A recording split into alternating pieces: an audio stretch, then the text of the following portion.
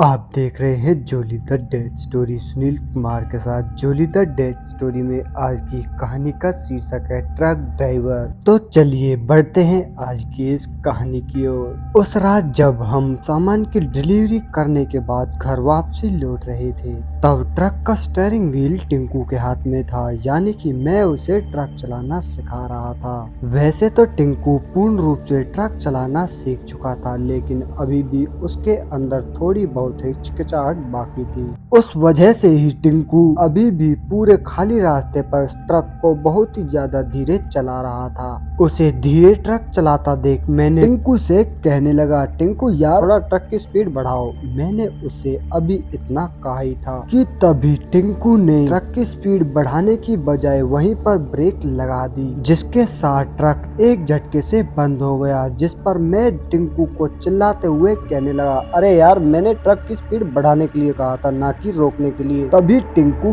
कहने लगा, हाँ उस्ताद वो तो सब मैंने सुन लिया, लेकिन सड़क के बीचों बीच ये बच्चा खड़ा है, उसे कौन संभालता। ये सब सुनने के बाद जब मैंने सामने की तरफ देखा तो वहाँ पर कोई नहीं था। जिस पर मैं टिंकू से तुरंत कहने लगा, अबे तुझको ज्यादा दिखने लगा है क्या, सड़क पर तो कोई भी दिखाई नहीं दे रहा है।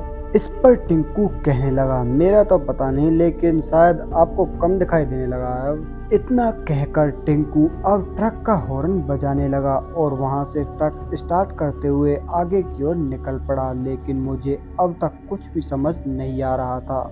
लेकिन वहां से कुछ दूरी पर चलने के बाद जब टिंकू ने दोबारा से ट्रक को रोक दिया और ट्रक के इस तरह रोकने पर मैं टिंकू से तुरंत कहने लगा, अरे क्या फिर कोई बच्चा दोबारा से सड़क के सामने आकर खड़ा हो गया क्या। जिस पर टिंकू मुझसे कहने लगा, अरे हाँ उस्ताद ये बच्चा आखिर किसका है जो बार बार हमारे ट्रक के सामने आकर खड़ा हो रहा है। ये सब बोलकर वह बार बार ट्रक का हॉर्न बजाए जा रहा था, लेकिन उसे इस कदर करता देख मेरे होश उड़ चुके थे और कुछ भी समझ नहीं आ रहा था कि आखिर हो क्या रहा है। इससे पहले अगर मैं टिंकू को कुछ बोलता, वह ट्रक से उतर गया और सामने सड़क की ओर निकल पड़ा, जहां वो बहुत ही ज्यादा गुस्से में किसी को डांट रहा था। लेकिन देखने पर वहां कुछ भी दिखाई नहीं पड़ रहा था, जिसे देखने के बाद मुझे अब थोड़ी चिंता होने लगी।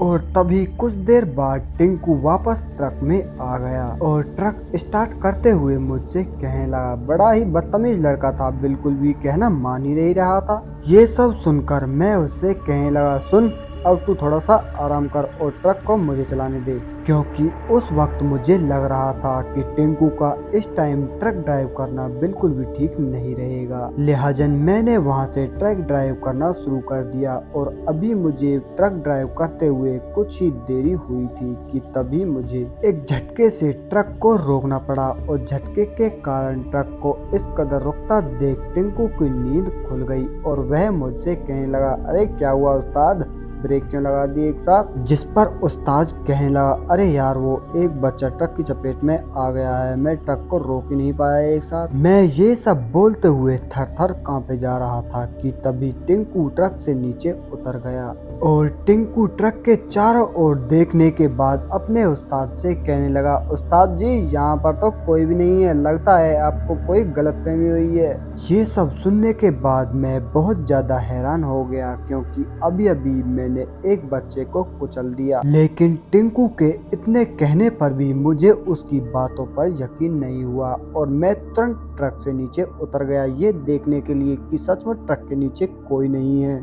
और ट्रक से उतरने के बाद मैंने सब जगह सही से देखा, लेकिन चारों तरफ कुछ भी नजर नहीं आ रहा था कि तभी टिंकू मुझसे कहने लगा, चलो उस्ताद यहाँ से, अब यहाँ से निकलना है। तभी मैं उससे कहने लगा, हाँ हाँ यहाँ से चलते हैं, ये जगह मुझे कुछ ठीक नहीं लग रही है। मैं अभी ट्रक में चढ़ने ही वाला था कि तभी सड़क के दूसरी पार मुझे वही बच्चा दिखाई देने लगा, जिसे कुछ देर पहले मैंने अभी अपने ट्रक से कुचल दिया था। उसका चेहरा बुरी तरह से छिला हुआ था और वह पूरी तरह से खून में लथपथ था, जिसे देखने के बाद मुझे लगा कि मुझे उस बच्चे की मदद करनी चाहिए। जिस पर मैं उससे आवाज देते हुए कहने लगा, सुनो बेटा तुम ठीक तो हो ना। मैंने इतना कहा ही था कि अचानक से वो बच्चा भागने लगा और उसके पीछे पीछे मैं उसके पीछे भागते हुए केवल मैं उससे एक ही बातें कहे जा रहा था कि सुनो बेटा, मैं तुमसे कुछ नहीं कहूँगा और तुम्हारी मदद भी करूँगा। मगर वो शायद बहुत ज्यादा डर चुका था, जिस वजह से वह रुक ही नहीं रहा था। तभी भागते हुए मेरा पैर किसी चीज में अटक गया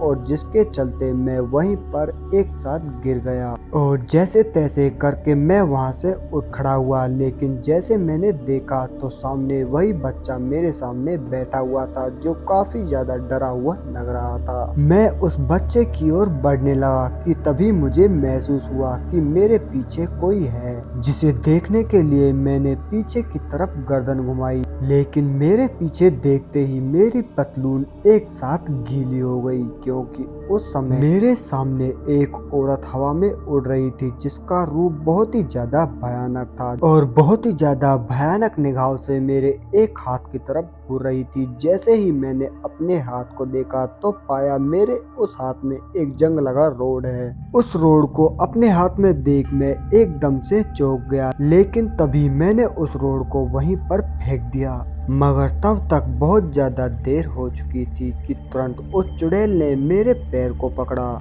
और मुझे घसीटते हुए सड़क की ओर ले गई। उस चुड़ैल के इस तरह घसीटने पर तब तक मेरा शरीर पूरी तरह से उस बच्चे की तरह छिल गया था और मेरी सांसें भी अब बंद होने पर थी कि तभी टिंकू भागता हुआ मेरे पास आया और मुझे किसी तरह वहां से निकाल लिया और तुरंत ट्रक में बिठाकर वहां से हम दोनों निकल पड़े। और टिंकू ने ट्रक को वहां से बहुत ही ज्यादा स्पीड में भगा लिया और कुछ देर बाद मुझे एक हॉस्पिटल के अंदर जाकर एडमिट कर दिया।